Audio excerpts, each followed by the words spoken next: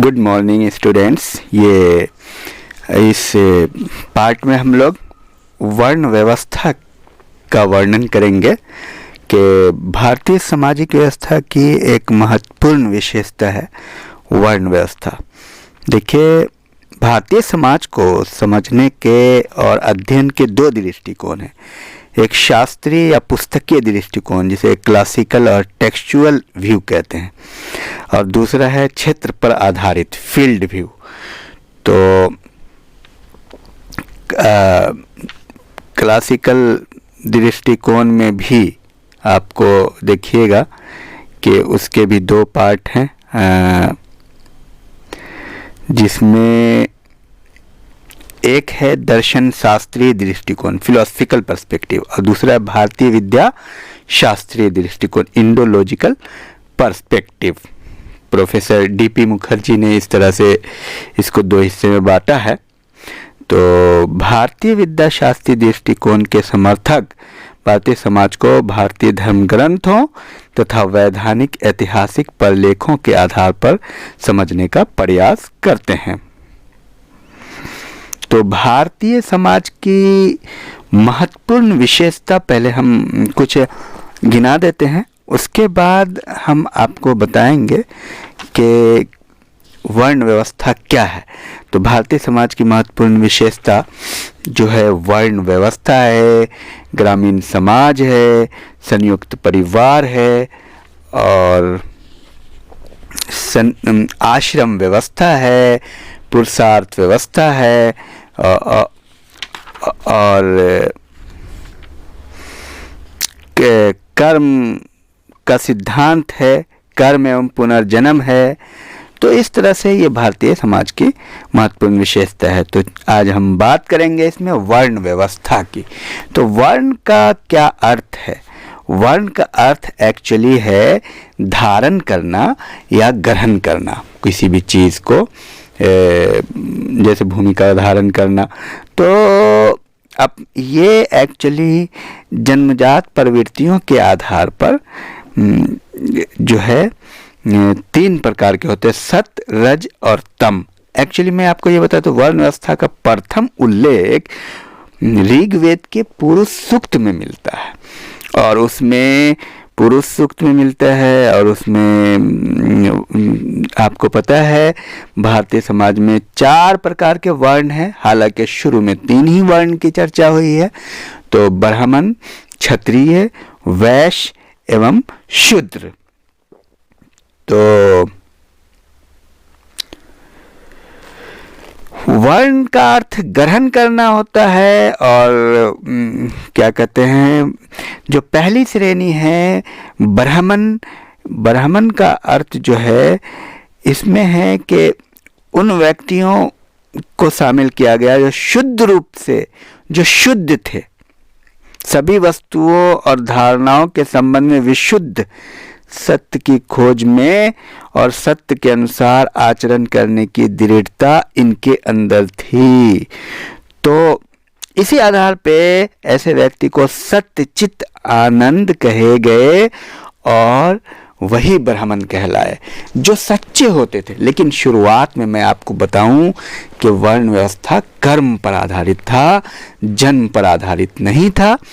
और दूसरा जो वर्ण व्यवस्था का दूसरा जो प्रकार है वो है क्षत्रिय, जिसमें रजोगुण प्रधान था। ये लड़ने वाले व्यक्ति और ऐश्वर्य एवं शक्ति की ओर आकर्षित थे। तो ये समाज को सुरक्षा देते थे, ऐसे लोग क्षत्रिय कहलाए। और तीसरी श्रेणी के लोग वैश्य हैं। वैश्य का मतलब है वे धन संपदा और ऐश्वर्य को जीवन में प्रधानता देते थे और उन्हें प्राण से अधिक मानते थे। तो उनके जीवन का जो लक्ष्य था, ऐसी वृत्ति के मनुष्यों को वैश्य वर्ण की संज्ञा दी जाती थी। उनका लक्ष्य था कि अधिक से अधिक संग्रह करना, धन संचय। और अंतिम रूप से ऐसे व्यक्ति थे जो शूद्र कहलाते थे, विशुद्ध रूप से तामसिक प्रवृत्ति के थे, शूद्र कहलाते थे। तो इसका अर्थ है, शूद्र का अर्थ है कई बार ब्लैक के रूप में, काले के रूप में। आपको मैं ये बता दूं, ब्राह्मण का अर्थ कई बार वर्ण का अर्थ रंग के रूप में भी होता है। ब्राह्मण जैसे सफ़ेद, क्षत्रिय लाल, वैश्य पीला और शूद्र काला के अर्थ में भी होता है।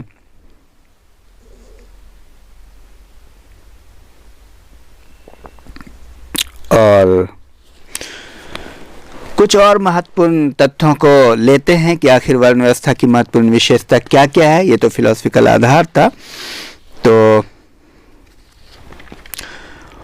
वर्ण व्यवस्था की महत्वपूर्ण विशेषता ये है कि ये व्यवसाय का आनुवंशिक स्वरूप है। इसमें व्यवसाय निर्धारण पहले से रहता है। जैसे धोबी का बेटा धोबी होगा, या मान लीजिए ब्राह्मण का बेटा ब्राह्मण होगा, क्षत्रिय का बेटा क्षत्रिय होगा, पहले से पता है कि क्या करना है। और दूसरा महत्वपूर्ण विशेषता यह है कि अनुलोम विवाह का नियम होता है। अनुलोम विवाह उसे कहते हैं जिसमें लड़के की स्थिति ज़्यादा ऊंची होती है और लड़की की थोड़ा नीची होती है, और इसमें गुण तथा स्वभाव पर आधारित होता है। वर्ण व्यवस्था की सबसे महत्वपूर्ण विशेषता गुण, कर्म तथा स्वभाव के आधार पर संपूर्ण समाज में 4 मुख्य भागों में विभाजित होना है। तो शुरुआत में मैंने आपको कहा ही था कि गुण और कर्म पर आधारित है, हालांकि बाद में धीरे धीरे इसमें परिवर्तन आ गया। और चौथा महत्वपूर्ण विशेषता है अधिकारों का निश्चित संतुलन। सबको पता है कि उसके क्या अधिकार हैं, जैसे ब्राह्मण के क्या अधिकार है, क्षत्रिय के क्या अधिकार है, वैश्य के क्या अधिकार है। सबके अपने अपने अधिकार सुनिश्चित हैं। और गुणात्मक प्रेरणा भी है। वर्ण व्यवस्था में प्रत्येक व्यक्ति को अपने लिए निर्धारित व्यवसाय से संबंधित योग्यता और कुशलता में वृद्धि करने की प्रेरणा देती है। श्रम विभाजन है वर्ण व्यवस्था में कि सब व्यक्ति का काम सुनिश्चित है। विशेषीकरण है इसकी एक विशेषता, जिसमें सबको स्पेशलाइज्ड होना है, अपने अपने स्किल, अपने अपने व्यवसाय के अनुसार स्किल्ड होना है। और परिवर्तनशीलता की भी प्रवृत्ति पाई जाती है। यदि कोई व्यक्ति अपनी योग्यता और कुशलता में वृद्धि कर लेता है तो इसके वर्ण की सदस्यता भी बदल सकती है।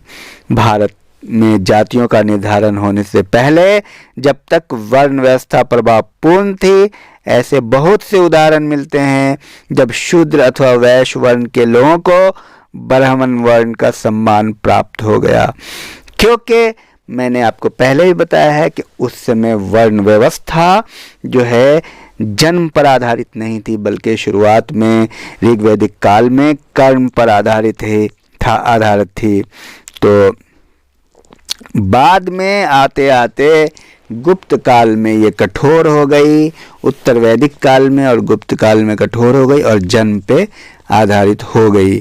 तो ये रहा कुल मिलाकर वर्ण व्यवस्था का समाजशास्त्रीय महत्व। तो आप देखिए आखिर क्या महत्व है।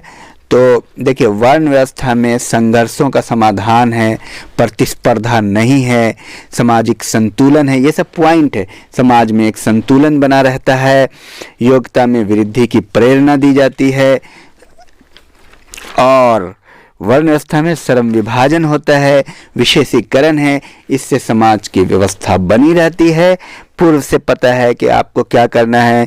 सामाजिक प्रगति का आधार है वर्ण व्यवस्था, क्योंकि कोई भी रोल कन्फ्लिक्ट नहीं होता है और रक्त की शुद्धता भी बनी रहती है। वर्ण व्यवस्था की महत्वपूर्ण विशेषता है। तो ये सब महत्वपूर्ण विशेषता है वर्ण व्यवस्था की। तो इस प्रकार आपने देख लिया कि आखिर वर्ण व्यवस्था क्या है। नेक्स्ट वीडियो में हम लोग आश्रम व्यवस्था की भी बात करेंगे।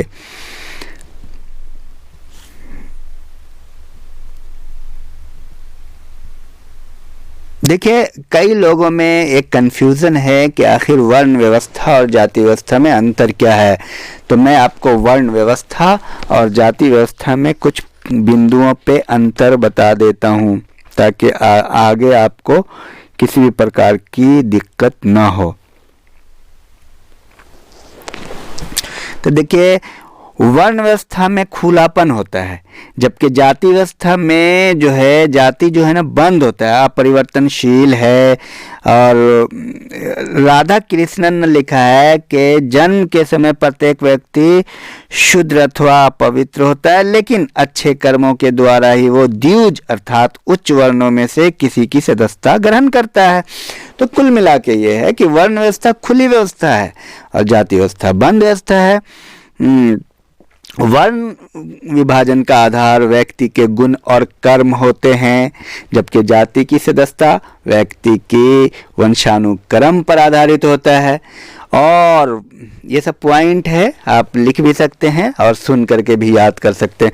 वर्ण व्यवस्था भारत के वैदिक काल में ही विकसित हो चुकी थी, जबकि जाति व्यवस्था, जातियों का विभाजन बौद्ध और जैन धर्म के पतन के बाद तब आरंभ हुआ, जब अनेक कर्मकांडों के द्वारा पवित्रता और अपवित्रता के विचारों को एक कठोर रूप दिया गया। और वर्ण व्यवस्था 4 प्रमुख व्यावसायिक समूहों के विभाजन से संबंधित है, लेकिन जाति व्यवस्था के अंतर्गत हजारों जाति और उपजातियों का समावेश है। तो जातियों की मतलब अनिश्चित है, गिनती नहीं है। गांव के आधार पे जाति बन गई, एक एक वर्ण के हजारों हजार जातियां हैं। वर्ण जो है समानता की नीति पर आधारित है, जबकि जातियां विभाजन और असमानताकारी होती है। और वर्ण व्यवस्था का मुख्य संबंध व्यक्ति को अपने व्यावसायिक कर्तव्यों का बोध कराना और विशेषीकरण की प्रक्रिया को प्रोत्साहन देना था और समाज में संतुलन बनाना था। दूसरी ओर जाति व्यवस्था विवाह, खान पान, व्यवसाय, सामाजिक संपर्क के प्रतिबंधों पर अधिक बल देकर जातियों की पृथकता पर आधारित रही और जाति व्यवस्था काफ़ी मतलब कि नुकसानदेह रही, हानिकारक रही। वर्ण व्यवस्था में ब्राह्मणों की प्रतिष्ठा को सर्वोच्च मानने के बाद भी सभी वर्णों के बीच आदान प्रदान के संबंधों में को मान्यता दी गई, जबकि जाति व्यवस्था में अंतर्विवाह के कठोर नियम के द्वारा आदान प्रदान की इस प्रक्रिया को पूरी तरह रोक दिया गया। तो कुल मिला के ये है कि वर्ण व्यवस्था खुली व्यवस्था थी और जाति व्यवस्था बंद व्यवस्था है। वर्ण व्यवस्था में मतलब एक वर्ण से दूसरे वर्ण में विचरण और गतिशीलता हो सकती थी, जबकि जाति व्यवस्था में ऐसा संभव नहीं था।